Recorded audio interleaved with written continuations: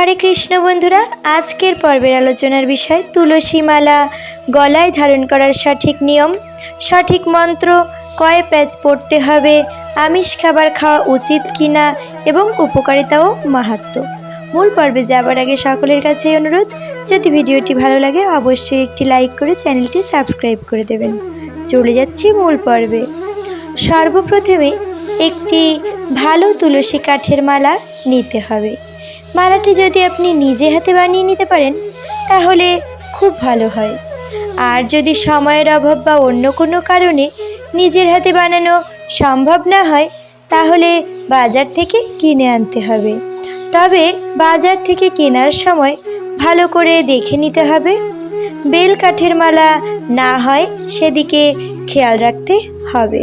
বৃহস্পতিবার, একাদশী বা পূর্ণিমার দিন সকালে স্নান সেরে তারপর মালাটি প্রথমে ভালো করে গঙ্গা জল দিয়ে ধুয়ে নিন। এবার পঞ্চগব্য দিয়ে মালাটি শুদ্ধ করে নিন। পঞ্চগব্য তৈরির নিয়ম যদি জানা না থাকে সেক্ষেত্রে বলে দিচ্ছি। প্রথমে একটি পাত্রে গোবর নিন। যতটুকু পরিমাণ গোবর তার দ্বিগুণ গোমূত্র এবং 4 গুণ ঘি ও দুধ নিলেই হবে এবং 8 গুণ দই নিয়ে মিশ্রণটি তৈরি করে নিলেই তৈরি হয়ে যাবে পঞ্চগব্য। পঞ্চগব্য দ্বারা শুদ্ধ করার পর নিত্য পুজোর সময় এই মালাটি শ্রীকৃষ্ণের চরণে অর্পণ করুন। তারপর পূজা শেষ করুন। পূজার শেষে মালাটি প্রথমে ভক্তি ভরে প্রণাম করে এই মন্ত্রটি বলে কণ্ঠে ধারণ করতে হবে।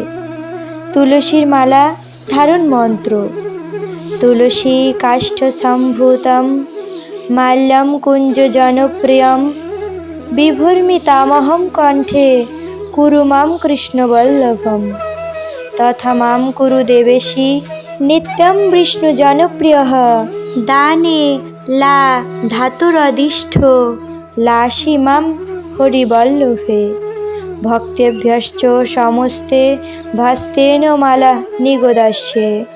এই মন্ত্রটি বলে ভক্তির সহিত মালাটি কণ্ঠে ধারণ করতে হবে। যদি এই মন্ত্রটি বলতে অসুবিধা হয় তাহলে হরে কৃষ্ণ মহামন্ত্রটি বলেও মালা কণ্ঠে ধারণ করা যায়। শ্রীকৃষ্ণের চরণে অর্পণ করে তারপর কণ্ঠে ধারণ করলে কোনো পাপ আপনাকে স্পর্শ করতে পারবে না।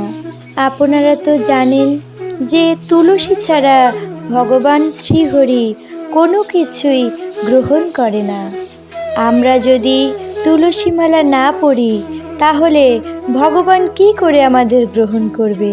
তাই সকলের কাছে আমার অনুরোধ, দয়া করে সকলেই তুলসী মালা কণ্ঠে ধারণ করুন। তুলসী মালা ধারণ করলে উপকার ছাড়া ক্ষতি হবে না। তুলসী মালা পরার উপকারিতা: সর্বপ্রথমে যে উপকারের কথা বলবো তা হলো কৃষ্ণ ভক্তি। তুলসী মালা ধারণ করলে শুদ্ধ কৃষ্ণ ভক্তি জন্মে। তুলসী কাঠের মালা পরলে সমস্ত ঝামেলা থেকে মুক্তি পাওয়া যায়। ধার্মিক হওয়ার পাশাপাশি তুলসী মালা স্বাস্থ্যের জন্য খুব উপকারী। কথিত আছে যে তুলসীর মালা পরলে বুধ ও শুক্র গ্রহ শক্তিশালী হয়, পাশাপাশি মনও শান্ত থাকে। তুলসীর মালা পরলে মন শান্ত ও আত্মা পবিত্র হয়। এই মালা পরলে শরীর পবিত্র হয় এবং প্রাণ শক্তি বৃদ্ধি পায়। হজমের শক্তি, জ্বর, সর্দি, মাথা ব্যথা, ত্বকের সংক্রমণ, মস্তিষ্কের রোগ ও গ্যাসজনিত নানা রোগের উপশম হয়। এটি সংক্রমণজনিত রোগ থেকেও রক্ষা করে। তুলসী একটি বিস্ময়কর ওষুধ। এটি রক্তচাপ এবং হজম শক্তির উন্নতি করে। তুলসীর মালা পরলে শরীরে বিদ্যুৎ প্রবাহ বৃদ্ধি পায়।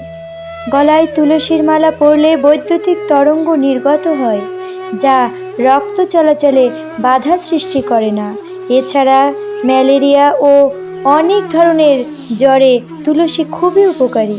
তুলসীর মালা পরলে মানসিক শান্তি পাওয়া যায়। এটি পরলে ঘাড়ে প্রয়োজনীয় আকুপ্রেশার পয়েন্টে চাপ পড়ে, যা মানসিক চাপে উপকারী। এটি স্মৃতিশক্তি বাড়াতেও সাহায্য করে। এটি অ্যান্টিবায়োটিক, ব্যথা উপশম এবং রোগ প্রতিরোধ ক্ষমতা বাড়াতেও উপকারী। জন্ডিসে তুলসীর মালা পরা স্বাস্থ্যের জন্য ভালো বলে মনে করা হয়। কথিত আছে যে তুলসী কাঠ সাদা সুতোয় পরলে জন্ডিস রোগ দ্রুত শেষ হয়। তুলসীর মালা কয় প্যাচ পরা উচিত? কেউ 2 প্যাচ দিয়ে মালা ধারণ করে, আবার কেউ 3 প্যাচ দিয়ে মালা ধারণ করে। আপনার গুরুদেব আপনাকে দীক্ষা দেওয়ার সময় যত প্যাচ দিয়ে পরিয়ে দেবেন বা যত প্যাচ পরতে বলবেন তত প্যাচ দিয়েই পরা উচিত। তবে শাস্ত্রে 3 প্যাচ দিয়ে মালা ধারণের বিধান রয়েছে। তুলসী মালা ধারণ করে আমিষ খাবার খাওয়া উচিত কিনা এবার সেটাই বলছি।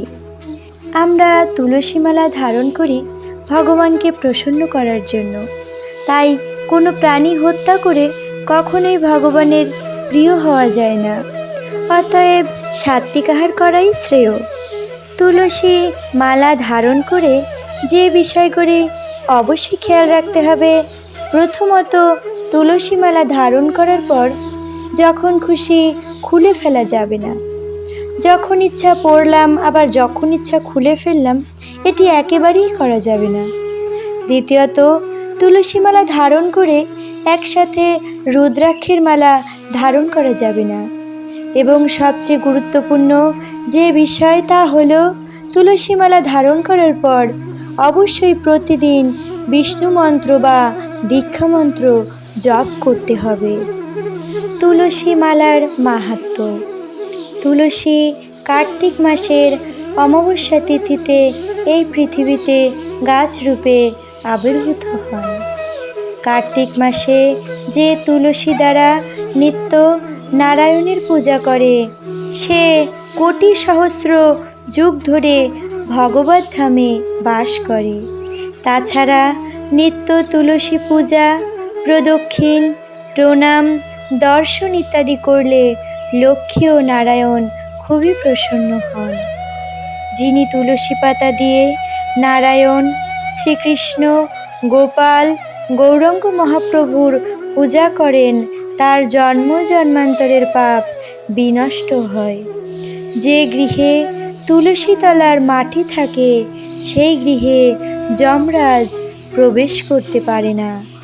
তুলসী মঞ্জুরি দ্বারা শ্রীহরির পূজা করলে তার আর জন্ম হয় না, অর্থাৎ মুক্তি লাভ হয়। তুলসী জলে স্নান করলে শরীর পবিত্র হয়। তুলসী তলার মাটি দ্বারা তিলক লাগালে সকল কাজে সফলতা মেলে। আজ এখানেই ভিডিওটি শেষ করছি। সকলেই শ্রীহরির কৃপায় ভালো থাকবেন এবং সুস্থ থাকবেন। দেখা হবে পরে আরেকটি নতুন ভিডিওতে। হরে কৃষ্ণ।